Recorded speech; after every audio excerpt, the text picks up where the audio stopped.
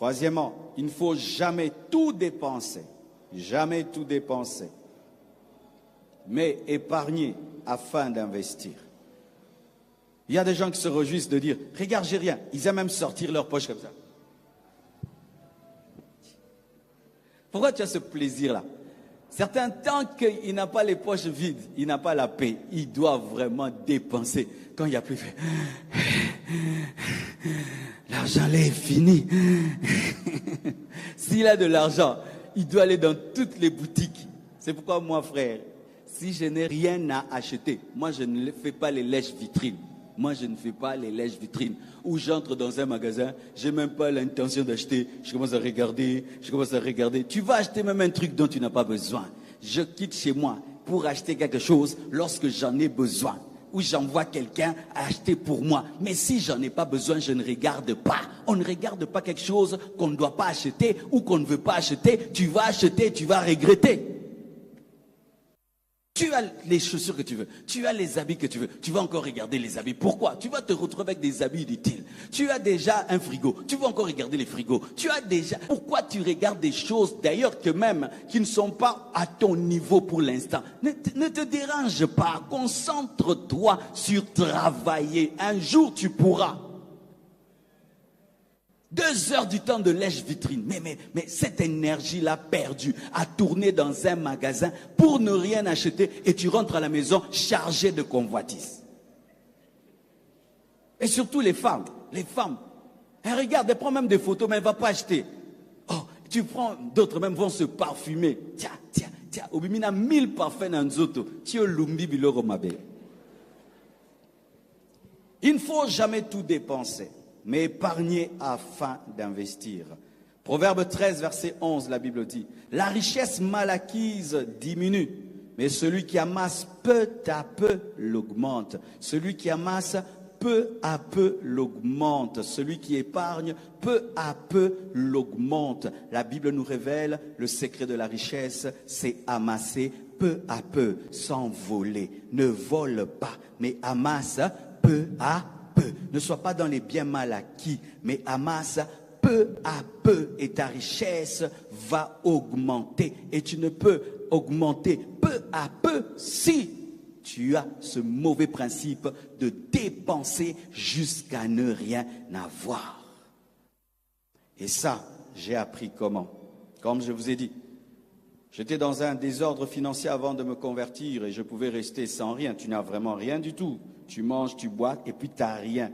Donc tu renverses même du sucre, on t'arrête, tu n'as rien. Je me souviens, mes frères, j'avais même des dettes, du sucre. Tu vois les sucres boules là?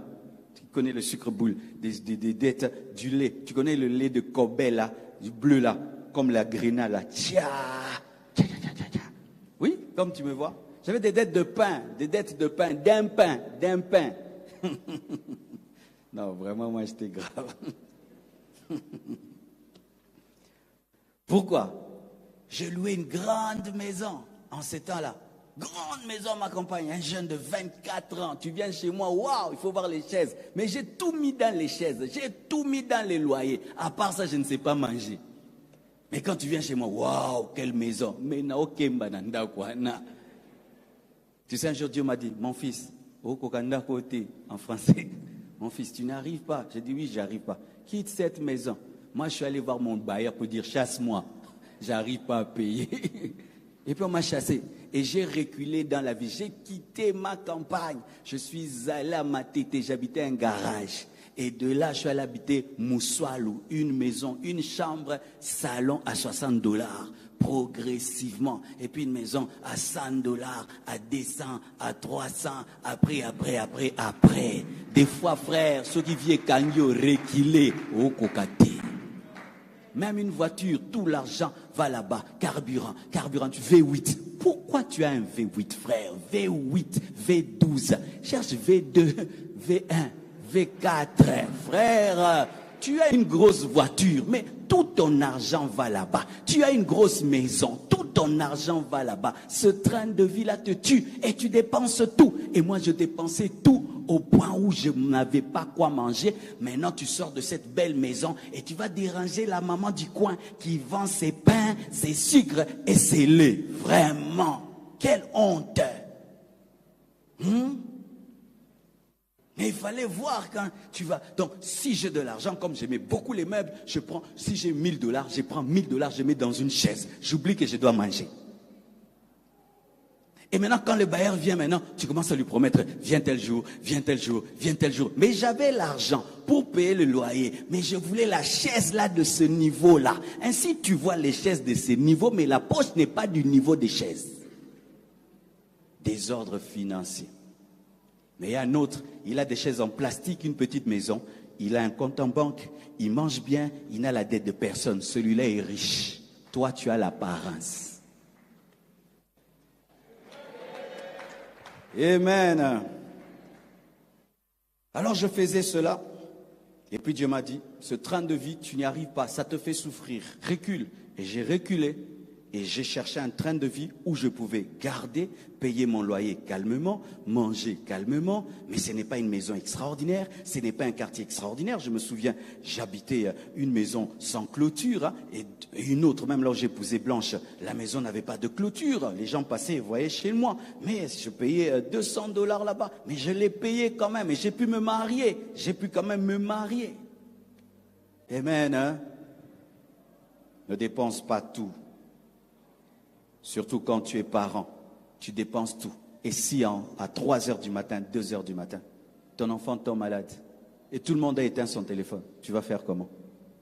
Ton enfant va mourir. Tu n'as rien. Vous voyez, aujourd'hui, avec nos hôpitaux, avant qu'on touche ton enfant, tu dois payer de l'argent. Et on t'envoie même, achète ça, achète ça, achète ça. Avant qu'on le touche, c'est toi qui dois acheter les médicaments. Ton enfant meurt. Pourquoi? Hier, tu avais de l'argent, tu as acheté une chaussure. Hier, tu avais de l'argent, tu es allé au restaurant, tu as flambé l'argent. Et après 2 jours, ton enfant tombe malade, tu avais l'argent pour le soigner. Tu as tout mis dans l'apparence et ton enfant meurt. Tu ne peux pas être marié et tu comptes sur quelqu'un pour résoudre tes factures. Tu ne peux pas être marié, tu comptes sur quelqu'un pour soigner ton enfant. Tu ne peux pas être marié, tu comptes sur quelqu'un pour payer les études de tes enfants. Tu ne peux pas, tu ne peux pas. On va chasser ton enfant de l'école. Et ces écoles d'aujourd'hui, on peut le chasser devant tout le monde. Tous ceux qui n'ont pas payé le Minerval, debout. Et Nzambi. Et Boumabane. On a télémi pour ça, lis-moi. Aza si permanent s'est retrouvé dans ndako. Wa maman ando kanisa papa. Papa le bosala qui fête. Tu fais des fêtes et des fêtes et des fêtes. Alors que les enfants n'ont pas payé le Minerval. Tu t'achètes des choses, les enfants n'ont pas payé le Minerval. Et c'est quand on te rappelle qu'il faut payer. Oh, je devais payer. C'est une honte.